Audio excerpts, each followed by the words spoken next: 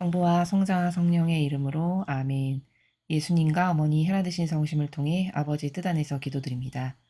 사랑하는 하느님 아버지, 아버지께서 허락하여 선택하신 이 나라의 새로운 대통령과 그를 돕고 협력하는 아버지께 속한 모든 선의 세력들, 그리고 미국의 트럼프 대통령과 그를 돕고 협력하는 모든 선의 세력을 하나되신 성심을 통해 아버지 뜻에 봉헌드립니다. 아버지 카발 세력에 그 세상에 교묘하고 유려하며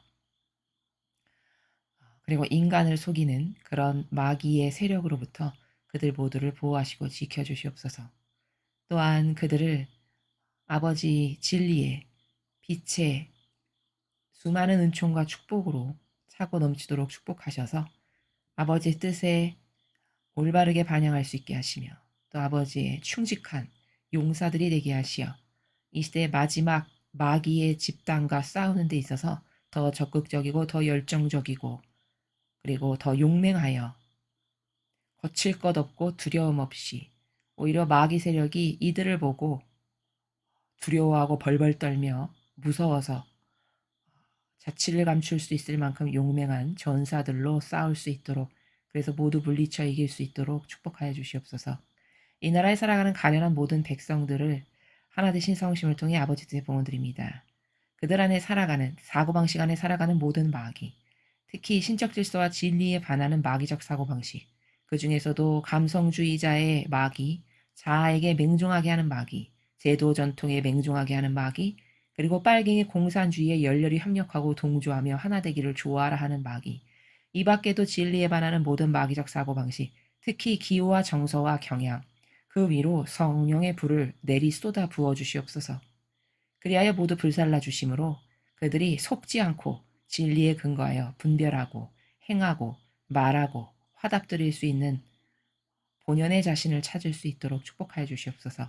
이 모든 기도 우리 주 예수 그리스도의 이름으로 기도드리나이다. 아멘. 성부와 성자와 성령의 이름으로 아멘. 안녕하십니까? 하느님의 뜻 성교의 피아수녀입니다. 오늘은 과연 하느님 아버지께서 어떤 진리의 말씀을 우리들에게 주셨을지 여러분들과 함께 학습해 보도록 하겠습니다. 2022년 8월 24일 대중을 위한 메시지.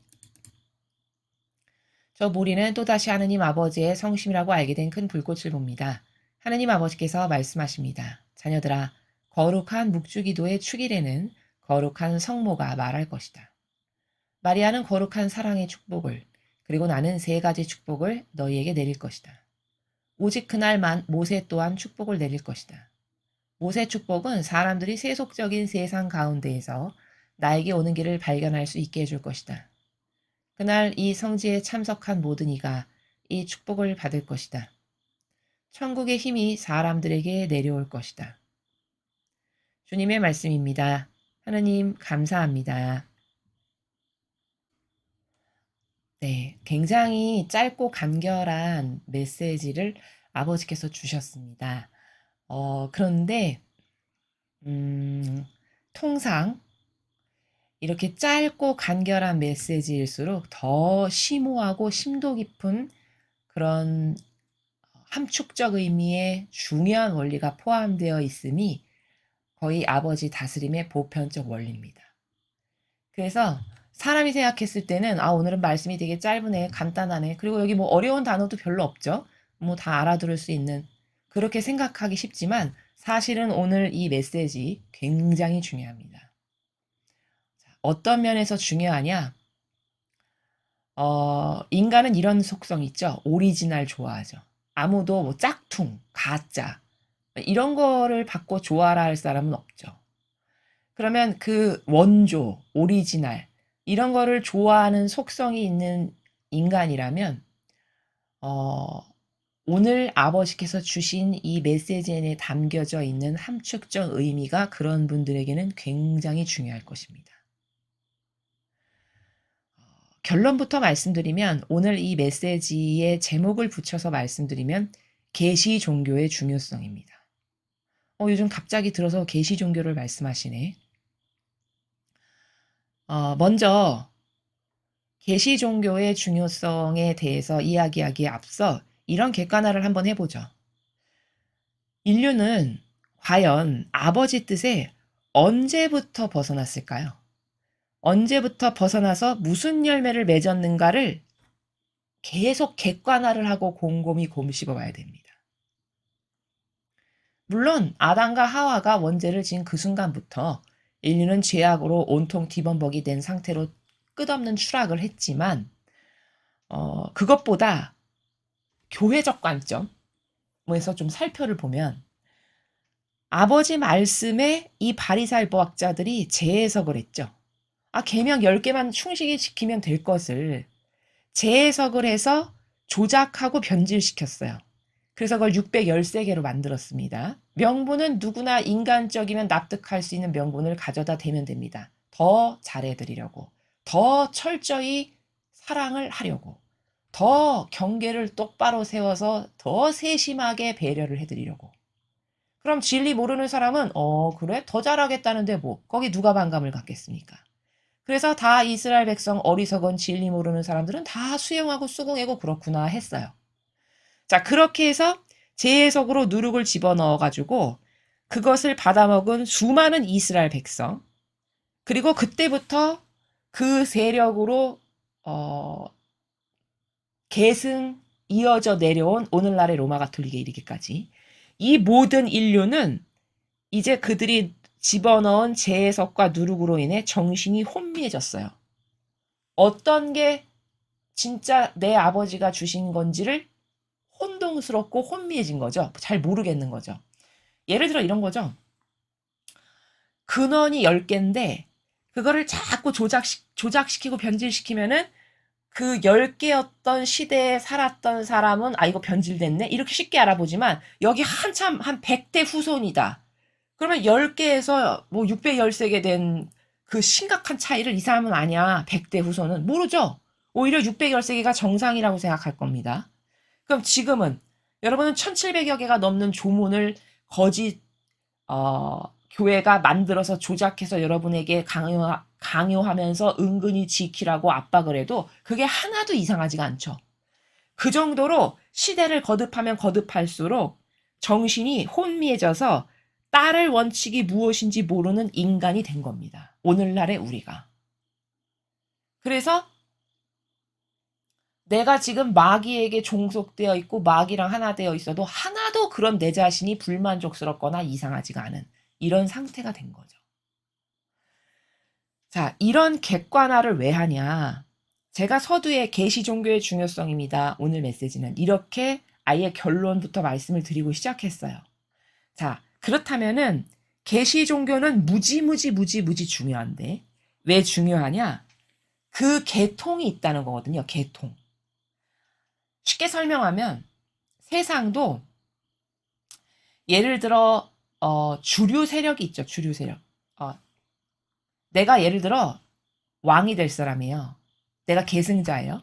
그러면 이제 앞으로 내가 전권을 쥐고 흔들면서 모든 권한과 권력과 영예와 명예가 다 내 거가 될 거잖아요. 그러면 말하지 않아도 내 밑에 사람이나 수많은 군중은 다 어떤 노력을 할까요? 어떻게 하면 내 계파에 좀 속할까? 이런 노력을 하죠. 그렇죠? 지금 정치권이 맨날 혼미하게 싸우고 저급하고 저열하게 반영하는 게 다 뭐죠? 어떻게 하면 내가 좀 주도권을 잡아서 내가 좀 당대표를 해볼까? 그 당대표 하느라고 내가 온갖 갖은 추태며 추악한 짓을 저질러도 하나도 민망하거나 창피하거나 양심에 거슬림이 없어. 내가 이것만 잡으면 최고야. 이런 수준이잖아요. 저 국회의원이라고 하는 국민의 대표의 수준인. 그럼 인간적인 것도 그러하죠. 그거 어떻게 좀 하나 잡고 또 더 저급한 건 뭐냐? 어떻게 하면 내가 좀 그 아래 주류에 속할까? 그래서 거기서 떨어지는 고물을 좀 내가 받아먹으면서 호화롭게 살고 떵떵거리면서 남 앞에 가서 의시될까? 이게 역겨운 인간의 저급하고 저열한 수준입니다. 그렇게 힘 있는 거, 주류, 오리지널 여기에 속하기를 원해요. 자, 그런데 그 인간적인 건 백날 그런데 속하려고 노력해봤자 자기 영혼만 좀 먹어 들어가는 길이고 진짜 중요한 건 뭐냐? 어떤 게 계시 종교인지를 여러분이 똑바로 분별하고 알아서 그 계시 종교의 교파 밑에 그 세력 안에 속해야 되는 게 여러분의 영혼이 영원 무궁토록 부자 되는 길이라는 게 제가 오늘 전달하고자 하는 내용의 핵심입니다. 자, 그러면 계시 종교라는 거는 뭐냐? 핵심적으로 이야기하면 이거예요. 제때의 양식을 내어주는 그런 주님의 일꾼이 있는 종교. 그게 계시 종교입니다. 양들에게 그때그때마다 필요한 좋은 아주 싱싱한 풀을 제때제때 내줄 수 있는 그런 주님의 일꾼, 그런 주님의 종들, 그들이 아버지의 말씀을 계속 매일매일 성실하게 전하는 그 종교가 계시 종교의 계보를 잇는 종교다라는 겁니다. 자, 여러분 성경에서 이런 말씀 들어보셨죠? 모세를 부르실 때 하느님이 이렇게 말씀하세요. 나는 아브라함의 하느님, 이삭의 하느님, 야곱의 하느님이다. 이렇게 말씀을 하시거든요. 모세를 처음 부르실 때. 그럼 여러분, 아브라함의 하느님, 이삭의 하느님, 야곱의 하느님이 도대체 무슨 뜻입니까? 여러분은 그 안에 숨겨져 있는 원리적 의미를 아십니까? 자, 그거는 이런 뜻이에요. 아브라함도 죽고 이삭도 죽고 야곱도 죽었어요. 이제 모세 시대예요. 근데 나는 그 아브라함의 하느님이었고 너의 조상 이삭의 하느님이었고 야곱의 하느님이었던 그 동일한 하느님. 그런데 그 아브라함과 이삭과 야곱은 지금 천상에서 나와 함께 먹고 다스리며 내 사명에 협력하고 있단다. 그러한 하느님, 즉 그 하느님의 다스림에 속해 있는 그 계보, 그 계보에 모세에게도 나타나셔서 그 모세도 이제 그 계보에 속할 수 있는 가능성의 그 일꾼으로서 나타나신 거예요. 다시 말해 한 족보, 우리 왜 족보 따지죠? 그 한 족보의 하느님이라는 거예요. 아브라함에게도 하느님이었고 이삭에게도 하느님이었고 야곱에게도 하느님이었고 모세에게도 하느님이신 그 하느님. 그러면 요 족보가 여기에 속하는 요들이 오리지널이라는 겁니다. 그게 계시 종교의 올바른 계파예요. 아브라함과 이삭과 야곱과 모세로 이어지는 그들이 계시 종교에 속해 있는 올바른 주님의 일꾼이고 교파에 속해 있는 사람들이라는 겁니다. 그 의미예요. 아브라함 하나님, 누구의 하나님, 누구의 하나님 이 말씀이. 자, 그리고 이 거짓 교회는 자신들이 계시 종교라고 이야기하는데 계시 종교가 아님을 거기서 변질되어서 이제는 떨어져 나갔음을 제가 입증하겠습니다. 계시 종교라면요. 오늘 여기 중간에 이런 말씀이 있어요. 모세의 축복은 사람들이 세속적인 세상 가운데서 나에게 오는 길을 발견할 수 있게 해줄 것이다. 자, 이게 무슨 말이냐면 지금 여기 함축되어 있는 의미가 굉장한 건데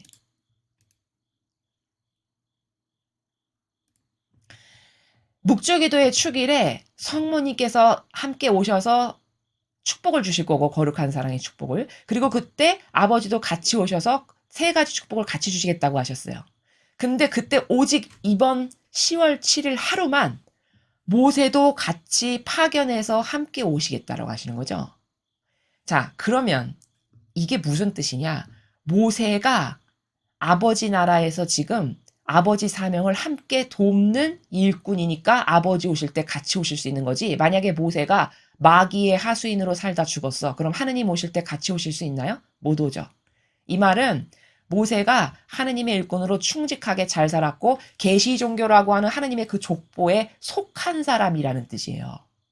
그러니까 하느님이 오시면 같이 파견되어 올 수 있는 허락이 주어지는 거라는 겁니다. 이해되십니까? 자, 그런데 요 마라나타 메시지를 보면 과거에 하느님께서 본격적으로 말씀하시기 이전에는 보면 베드로 사도도 가끔 와서 말씀을 하셨어요. 그러면 이게 뭘까? 그 베드로 사도 하느님께 충직하게 사명을 잘 수행했고 하느님께 속한 이 계시 종교의 요 계파 안에 속해 있는 올바른 주님의 일꾼이구나. 이게 입증되는 거라는 겁니다. 모세도 마찬가지고. 그리고 아버지께서 친히 말씀하신 아브라함의 하느님, 이삭의 하느님, 야곱의 하느님 그들도 다 계시 종교라고 하는 요 교파 안에 속해 있는 참된 주님의 일꾼으로서 아버지가 파견하시면 얼마든지 지상에 와서 말씀도 전할 수 있고 이런 일꾼들이라는 거예요. 그럼 거짓 교회는 계시 종교가 더 이상 아님이 첫째, 아버지께서 이렇게 매일 주시는 이 말씀을 거부하죠. 가짜다, 이단이다, 잘못됐다. 당신 거기 갔다 왔어? 미국은 심지어 여기 성지에 갔다 오면 주교한테 가서 고해성사 보라고 한답니다. 그럼 이건 인정하지 않겠다는 말이죠. 그럼 제때 하느님께서 주시고자 하시는 양식을 가로막는 집단이에요. 그러니까 더 이상 계시 종교가 아니죠. 둘째, 이것을 반대하고 거부한다는 것은 아브라함의 하느님, 이삭의 하느님, 야곱의 하느님, 모세의 하느님, 요 아버지가 친히 다스리시고 역사하시는 이 계시 종교의 파 안에 들어가지 않겠다라는 뜻이죠. 그렇죠? 더 이상 계시 종교가 아닙니다. 이 거짓 교회는. 자, 그럼 개신교 살펴볼까요? 만약에 그들이 올바른 계시 종교다. 그러면 여기 이렇게 모세가 와서 막 축복도 주고 여기 베드로 사도가 와서 말씀도 전하고 이렇게 주님의 일꾼이 파견돼서 뭔가 전하는 게 있어야 돼요. 진짜 계시 종교가 맞다면. 그러면 다시 말해 똑같은 원리로 적용하면 칼뱅이나 쭈빌링이나 루터나 이런 사람들이 나와가지고 세운 게 개신교잖아요. 그럼 칼뱅이나 루터나 쭈빌링이 이렇게 와서 베드로 사도처럼 혹은 모세처럼 와서 주님의 일을 하고 말씀도 전할 수 있어야 돼요. 그래야 그게 계시 종교가 맞구나라고 입증되는 거죠. 그렇죠? 그러나 칼뱅이나 쭈빌링이나 루터나 이런 사람이 이 지상에 하나님의 허락을 받아서 파견돼서 말씀을 전하거나 이렇게 같이 축복을 주는 그런 일이 있든가요? 없죠. 그러니까 계시 종교가 아니라는 거예요. 그럼 그들은 다 뭐냐? 인간의 뜻이 자신들의 제도와 전통을 만들어서 설립한 인간의 뜻 교회라는 겁니다. 입증이 되죠. 그렇다면 여러분은 제가 서두에 여러 가지 객관화를 지금 하고 있습니다. 똑똑한 사람은, 지혜로운 사람은 세상에서 대통령 밑에 내가 한번 속해봐야지. 그래서 내가 거기서 영예와 권한을 나도 좀 떵떵거리면서 누려야지. 이런 저급하고 저열한 인간적인 것에 힘을 쏟을 일이 아니라 진짜 똑똑하고 지혜롭다면 어떤 게 정말 계시 종교인가를 분별할 수 있는 해안이 있어야 되겠죠. 진리의 눈이 열려야 되겠죠. 그리고 그 계시 종교에 속해야만 아브라함의 하느님, 이삭의 하느님, 야곱의 하느님 쭉쭉쭉쭉 내려와서 모세의 하느님, 예수님의 아버지 하느님 이렇게 쭉 그 계파가 영원무궁토록 존속되고 이어져 내려오는 여기에 올바르게 속했을 때만 그럴 때만 이 계시 종교를 통해서 주시는 수많은 은총을 받을 수 있는 거고 그때 진짜 내 양이라고 하는 그 하느님의 편에 속하게 되는 것이다 라는 겁니다. 그리고 어떤 지금 이 마지막 시대의 종교가 계시 종교에 속하는지는 제가 분별의 기준을 분명히 말씀드렸습니다. 매일 주님이 주시는 말씀을 양들에게 똑바로 전달해서 그 양들에게 먹이를 먹이고 있어. 그것만이 유일한 올바른 계시 종교다라는 겁니다. 그럼 이제 여러분에게 좀 분별의 눈이 생겼을 줄로 믿습니다.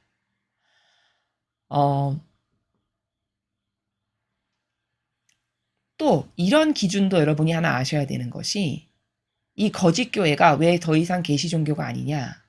아주 이유를 대자면 한도 끝도 없이 될 수 있지만 전례를 보면 알 수 있어요. 과거 구약 시대의 전례를 보면요. 탈출기나 신명기나 이런 걸 읽어보면 거기 하느님께서 찬미받기 원하시는 방법이 있어요. 그래서 하다못해 성전 하나를 지어도 인간의 뜻대로 멋대로 짓지 않고요. 성막 하나를 지어도 몇 안마, 얼마 크기를 다 해서 너는 이렇게 하고 그 사제가 입는 옷은 여기 무슨 보석 이렇게 해서 12가지의 보석을 다 완전히 상세하게 다 가르쳐 주십니다. 그럼 그거는 무슨 뜻이죠? 하느님께서 찬미받기 원하시는 방법이 있고 그 방법대로 전례를 거행해야 맞다는 거예요. 그렇죠. 그게 계시 종교에 속해 있는 올바른 전례의 특징이라는 겁니다. 자, 그럼 생각해 보죠. 이 거짓 교회 전례 매일 똑같은 기도를 앵무새처럼 읊어댑니다. 그렇죠. 자, 그럼 생각해 보시죠. 창세기 때 필요한 기도가 있고, 그렇죠. 한참 인류의 역사가 막 무궁무진하게 발전해 나갈, 발돋움해 나가고 퍼져나갈 그때 필요한 기도가 있으며, 그리고 마지막 시대에 필요한 기도가 있고 성화의 시대에 필요한 기도가 있고 이렇게 때에 따라 다 달라져야 되는 거죠. 성경에 분명히 때가 있다. 모든 것은 때가 있다라고 아버지가 말씀하셨습니다. 그럼 그 때에 걸맞는 기도를 하는 것이 계시 종교에 속해서 아버지 뜻에 합당하게 반영하는 종교입니까? 아니면 맨날 똑같이 전례문에 쓰여 있는 걸 앵무새처럼 읊어대는 게 계시 종교에 속한 전례라고 볼 수 있습니까? 어떤 게 도대체 올바른 계시 종교에 합당한 전례인가요? 그렇죠.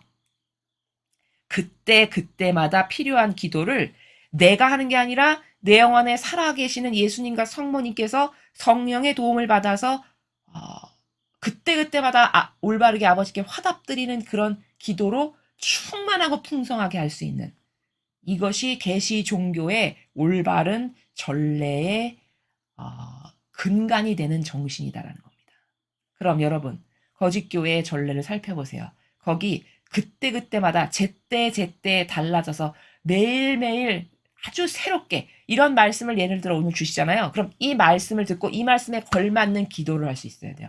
이 말씀에 걸맞는 화답을 해야 되고 이 말씀에 걸맞는 행위를 내가 해야 되는 겁니다. 그게 계시 종교 안에서 살아가는 양들의 올바른 반향이에요.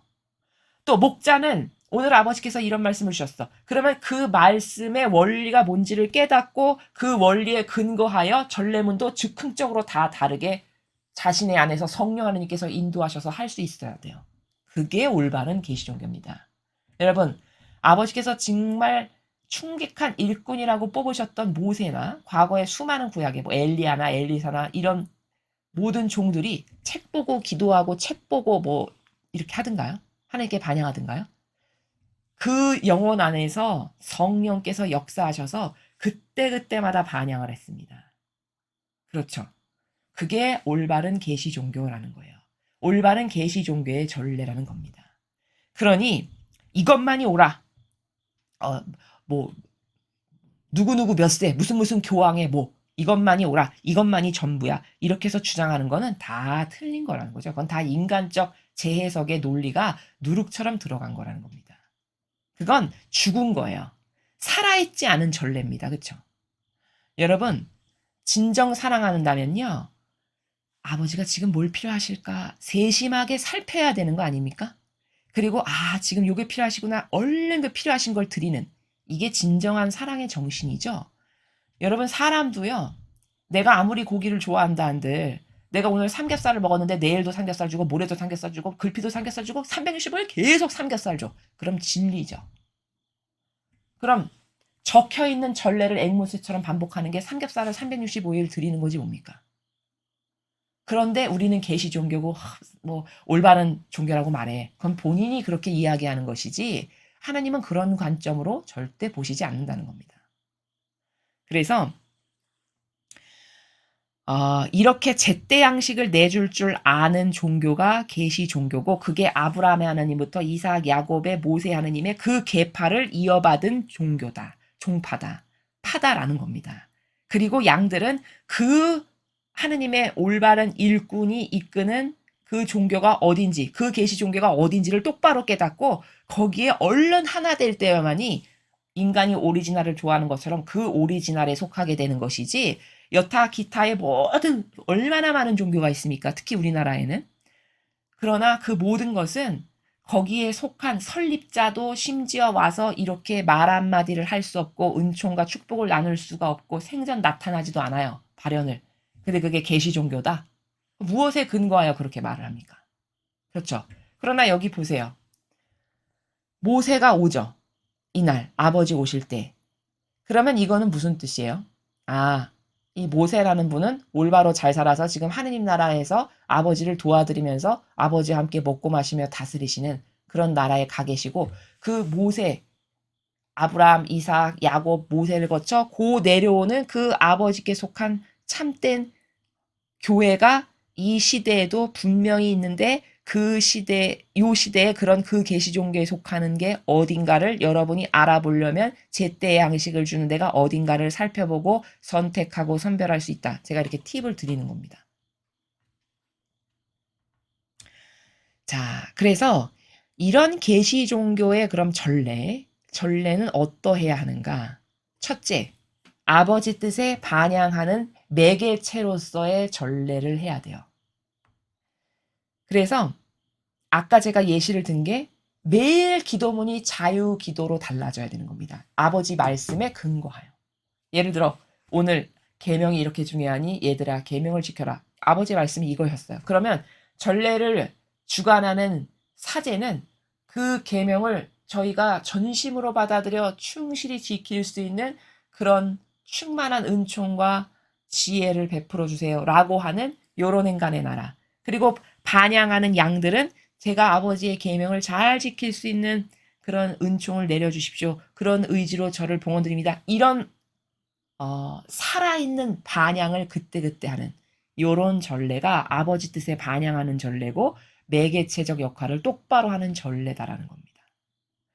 두 번째, 이런 계시 종교를 올바로 반양하는 전례라는 건 하늘과 땅이 함께 모여 제사하는 겁니다.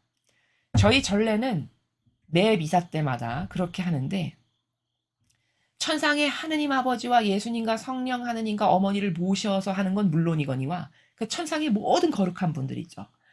아버지가 사랑하시는 모든 천사, 가브리엘, 미카엘 대천사, 구품천사, 뭐 자품, 우품, 아버지가 사랑하시는 그리고 수많은 영혼들, 연옥 영혼들 이런 모든 영혼을 다 초대하고 그리고 이 땅에 아버지께 속한 자녀들도 특히 여러분 저희 사명에 속해서 하나 되시는 분들은 그 영혼들을 다 불러 모아서 이렇게 하늘과 땅이 다 함께 모여서 인간 눈에는 몇 명 안 되는 사람이지만 그 모든 영혼을 불러서 함께 제사를 드립니다.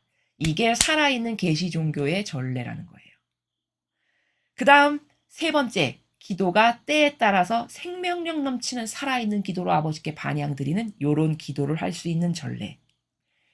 이런 조건을 갖춘 전례가 여러분 주변에 어떤 교회에서 그런 전례에 따라서 하는지 유심히 살펴보십시오. 다 죽은 전례입니다. 시대하고 아무 상관도 없고 365일 삼겹살을 먹기 좋거나 싫거나 말거나 나는 모르겠으니까 계속 드리는 이런 전례지 뭡니까? 그건 진정한 사랑이 아니죠. 그게 왜 역겨운 거냐? 아버지가 성경에서 이렇게 말씀하시죠. 나 저런 아주 재물, 너가 맨날 태워 바치는 재물 냄새 아주 지겹다, 역겹다. 그거 왜일까요? 그게 마음 없이, 진정성 없이 그냥 형식주의로 어제도 바쳤으니까 오늘도 그냥 바치면 내 할 일 다 한 거지. 이런 나라에서 재물을 바치기 때문에 아주 그 지긋지긋하다 그 타는 냄새. 이렇게 말씀하시는 거거든요. 여러분 사랑의 임계 질량은 뭐죠? 그 마음의 진실성입니다. 진정성이고 그쵸?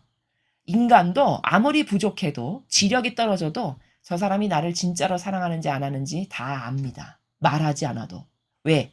마음이 느껴지거든요. 우리가 하느님의 모상을 닮았기 때문에 저 사람이 나를 진정으로 사랑하는지 그 마음의 나라가 진짜인지를 알고 그게 진짜면 기뻐하는 것이지 아무리 수억 조를 나에게 준다 한들 물론 저급한 인간은 그 많은 돈에 감동하고 그것에 끌려다닐 수 있겠지만 그러나 하느님의 형상을 닮은 올바른 창조된 그 모상을 잃어버리지 않은 인간은 진정성에 감동하는 거죠.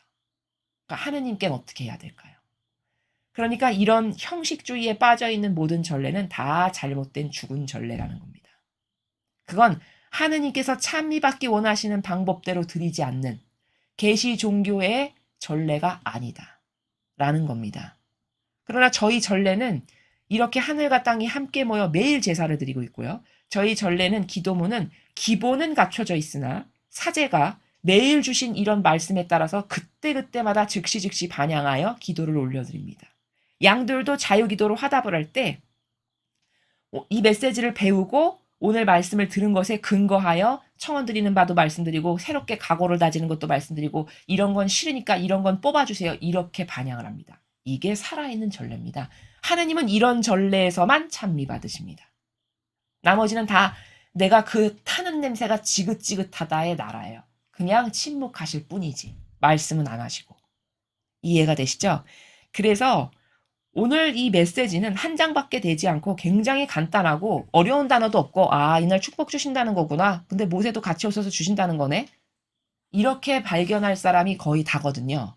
그러나 이 말씀 안에 숨겨져 있는 내포적 의미는 도대체 모세가 왜 오실까?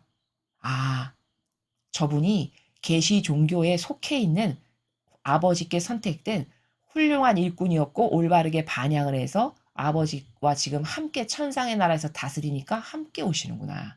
그러니까 이런 종교가 계시 종교구나. 그럼 나도 이런 계시 종교에 속해야 되겠다. 라는 것을 발견할 수 있는 게 올바른 반향이라는 겁니다. 자, 그러면 한 줄 한 줄 보겠습니다. 자녀들아, 거룩한 묵주기도의 축일에는 거룩한 성모가 말할 것이다. 아까 말씀드렸죠. 묵주기도 축일이니까 성모님이 오시는 건 지극히 당연한 것이고. 자, 그런데 이런 거룩한 묵주기도라는 건 어떻게 바쳐드려야 되는 거냐면 성모님께서 내 마음과 정신을 완전히 차지하실 수 있도록 나의 것을 다 내어드리는 마음으로 바쳐드릴 때, 그럴 때 거룩한 묵주기도가 된다라는 겁니다. 마리아는 거룩한 사랑의 축복을, 그리고 나는 세 가지 축복을 너희에게 내릴 것이다. 자, 이날 성모님의 묵주기도 축일이니까 성모님이 오시는 건 당연한데 아버지도 함께 오셔서 아버지는 세 가지의 그 축복, 계시의 축복, 빛의 축복, 모든 민족의 아버지로서의 축복, 이 엄청난 은총을 또 주시겠대요. 오직 그날만 모세 또한 축복을 내릴 것이다. 자, 아주 특별하게 이날은 아버지께서 모세도 함께 너 나와 함께 가자꾸나 해서 어, 이분도 같이 오신다는 거죠. 그런데 어떤 축복을 주실 거냐? 모세의 축복은 사람들이 세속적인 세상 가운데서 나에게 오는 길을 발견할 수 있게 해줄 것이다. 아, 이날 모세가 오셔서 주시는 축복은 지금 온통 세속적인 것밖엔 관심이 없잖아요. 이 세상 사람들이. 근데 그 세속적인 세상에서 거기에 맛을 다 끊고 잃어버리고 하나님께 돌아가는, 즉 회개하고 서쪽에서 살던 사람이 이거 잘못됐구나. 내가 지금 엄한 거에 신경 쓰고 있고 이상한 거에 애착하는구나. 이렇게 해서 깨닫고 발견해서 그거 다 버리고 이게 진짜구나. 이게 나에게 유일한 희망이구나 해서 완전히 터닝해서 하느님께로 돌아가는 그 길을 발견할 수 있게 해주는 은총을 모세가 오셔서 주시는 축복은 이런 은총을 주시겠다라는 겁니다. 자, 여기서 하나 또 멀리 발견할 것 있어요. 뭐냐? 모세는 이 지상에서 파견됐을 때 했던 역할이 뭐죠? 사명이? 그렇죠. 이스라엘 백성을 그 억압받고 핍박받던 이집트에서 구출해내서 젖과 꿀이 흐르는 하나님께서 예비하신 땅으로 백성을 인도하는 게 그의 사명이었습니다. 그렇죠? 그런데 놀랍게도 지금 주고자 하는 은총이 마치 이스라엘 백성들이 그 인간의 억압과 강제와 압박과 그 피폐함에 짓눌려서 살아가던 가련한 백성을 천상의 아버지가 축복하시는 땅으로 데려가는 것이 사명이었던 것과 똑같은 은총을 지금 주러 오시는 거예요. 왜? 세속적인 것에서 끌어내어 천상의 하느님께로 가는 길을 발견할 수 있게 해준다는 은총을 주겠다고 하시니까. 그럼 본인이 했던 역할과 똑같은 은총을 지금 주러 오시네요. 그렇죠. 고로 발견할 수 있는 게 뭐냐, 여기서 원리가. 예레미야서에 보면 이런 말씀이 있어요. 나는 네가 이 세상에 태어나기 전부터 너를 점지했다. 이게 무슨 뜻이냐? 예레미야 예언자가 이 세상에 태어나기 전에 천상에 먼저 그의 영혼이 탄생됐겠죠. 그 영혼을 빚으실 때 아버지께서 얘는 내가 요때에 지상에 파견해서 요런 사명을 하도록 소명을 줘야지 이 목적으로 만드셨다는 거예요. 그래서 그 천상에서 아버지께서 계획하신 사명을 이 지상에 와서 행한다는 그런 구절이 예레미야서에 있어요. 이 말은 무슨 뜻이냐? 어떤 한 영혼이 이 지상에서 어떤 사명을 수행했죠. 그럼 그 사명이 먼저 천상에서 있었다는 겁니다.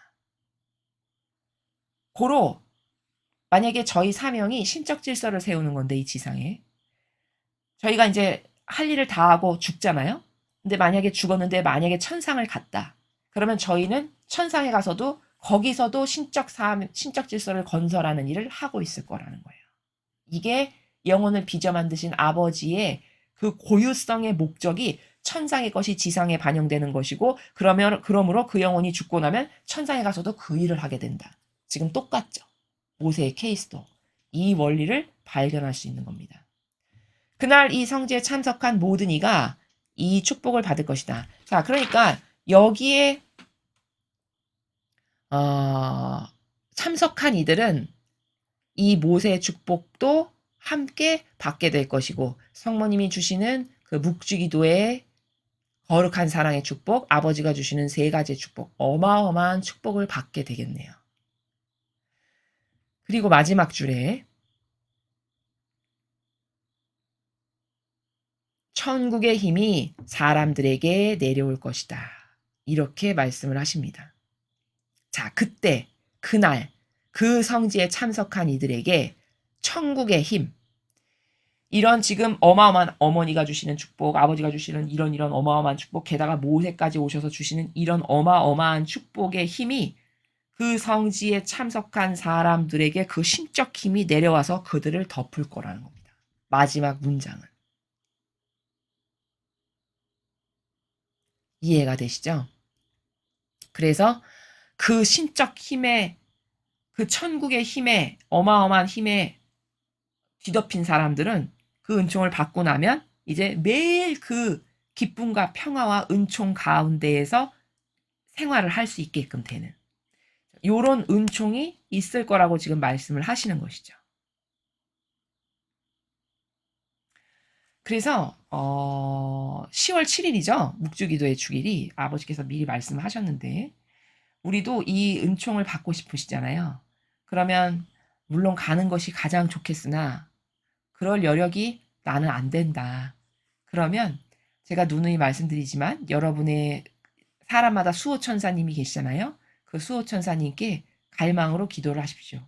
아직 시간이 많이 남아 있으니까 매일 갈망으로 기도를 하시고 그리고 이제 요 당일날은 그 시간에 맞춰서 여러분의 수호천사님을 미리 파견하세요. 이 성지에.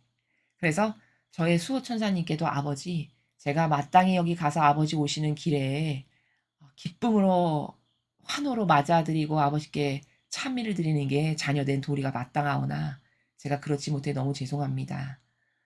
저를 가련히 여기시고 불쌍히 여겨주셔서 저도 그 은총을 꼭 받고 싶으니까 저에게 자비를 좀 베풀어 주세요.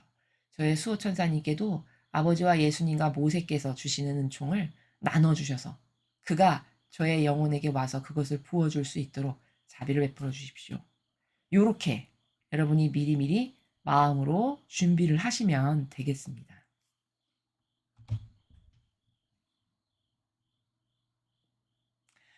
어, 사실 굉장히 짧고 간결한 문장인데 제가 앞에 서두에 말씀드렸다시피 오늘 이 메시지는요. 엄청난 본질적 의미가 담겨져 있는 메시지입니다. 사실 들을 귀가 있는 사람의 귀에만 이게 번쩍 뜨이고 들릴 겁니다. 똑같은 강의를 해도 모든 사람이 똑같이 반영하지는 못하거든요. 그건 영혼이 깨어있는 정도, 악에게 물들어 있지 않는 정도, 갈망의 크기, 하느님을 사랑하고 신뢰하고 믿는 정도, 이런 다양한 요소가 복합적으로 작용해서 다양한 반향으로 나오는 것이기 때문에 그러한 것인데요. 하나 더 핵심적인 것을 마지막으로 여러분에게 말씀을 드리면 지금 이 아버지께서 계시 종교가 얼마나 중요한지를 깨닫거라라는 의지의 나라에서 오늘 이 말씀을 하시는 거거든요. 사실. 그리고 이 메시지를 지금 저희 사명이 여러분에게 해설해 드리는 것과 같은 나라에서 오늘 과연 몇 명이 해설을 했는지 모르겠습니다. 이 뉘앙스와 이 행간의 나라를. 그리고 저희 사명은 이 메시지를 통해서 여러분에게 어떤 것을 말씀드리고 싶냐면 하느님 아버지와 그리고 모세께서 저희 사명이 계시 종교임을 지금 입증해 주시고 증명해 주시는구나는 것을 저희는 영감으로 느낍니다. 뭐 그것을 믿고 말고는 듣는 사람의 자유이겠으나 영적인 것은 진리를 잡고 배우면 그 촉과 나라가 뚫리고 열리게 되는데 그 나라에서 아버지가 말씀하시는 행간의 나라에서 들을 때 지금 이것이 이 지상에 많은 교회가 인간의 뜻으로 설립되었으나 거기는 더 이상 계시 종교의 역할을 똑바로 하지 못하고 있고 그러니 은총이 없음을 아버지는 직접적으로 말씀을 하실 수는 없잖아요. 여기는 가짜란다. 여기가 진짜란다. 이렇게는 절대 말씀 안 하시거든요. 아버지가 말씀하시는 통상적인 행간의 나라가. 그러나 깨달을 수 있고 들을 귀가 있는 사람은 어떤 게 진짜 하느님께 그 계시 종교의 올바른 교파에 지금 대와 명맥을 이어가고 있는 종교가 어디인지는 조금만 열려 있고 조금만 들을 귀가 있는 사람은 아실 수 있다라는 겁니다. 그래서 부디 여러분이 올바른 분별을 하셔서 은총 받기를 싫어하는 사람은 아무도 없죠. 근데 은총도 어떤 것이 은총인지를 알아야 올바로 선택할 수 있죠.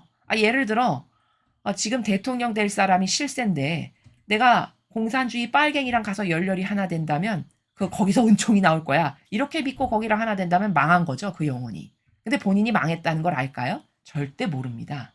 인간은. 그래서 내가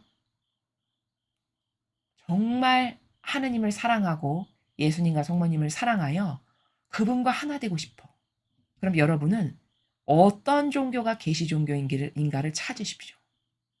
그리고 똑바로 찾았다면 기도 가운데 똑바로 찾았다면 성경에 이런 말씀으로 대체해 드리겠습니다. 밭에 진주가 묻혀 있어요. 근데 그 밭에 진주가 묻혀 있다라는 걸 아는 사람은 가서 전 재산을 다 팔아서 그 밭을 산다라고 되어 있습니다. 여러분 그게 어떤 행간의 나랄까요? 예수님 말씀하신 그 비유가 도대체 그 밭 전체를 사는 사람은 어떤 사람일까요? 오늘 제가 말씀드린 많은 뉘앙스를 통해 여러분이 충분히 발견하실 수 있을 거라고 생각합니다. 곰곰이 곰씹고 오늘 주신 메시지는 한 번 들어서 여러분의 영혼에게 그렇게 꽂히거나 임팩트 강하게 느껴지진 않을 거라고 생각이 됩니다. 여러 번 곰씹고 들으시면서 어떤 종교에 여러분이 하나 돼야 될지 어떤 것이 진정한 하느님의 계시 종교의 명맥을 잇는 종교인지를 잘 분별하시고 찾으셔서 하나 되는 것이 그것이 여러분의 영혼에게 얼마만한 유익인가를 부디 찾으실 수 있기를 저도 아버지 뜻 안에서 여러분에게 축복을 드리고 기도합니다. 이상으로 2022년 8월 24일 대중을 위한 메시지 해설을 마치겠습니다. 감사합니다.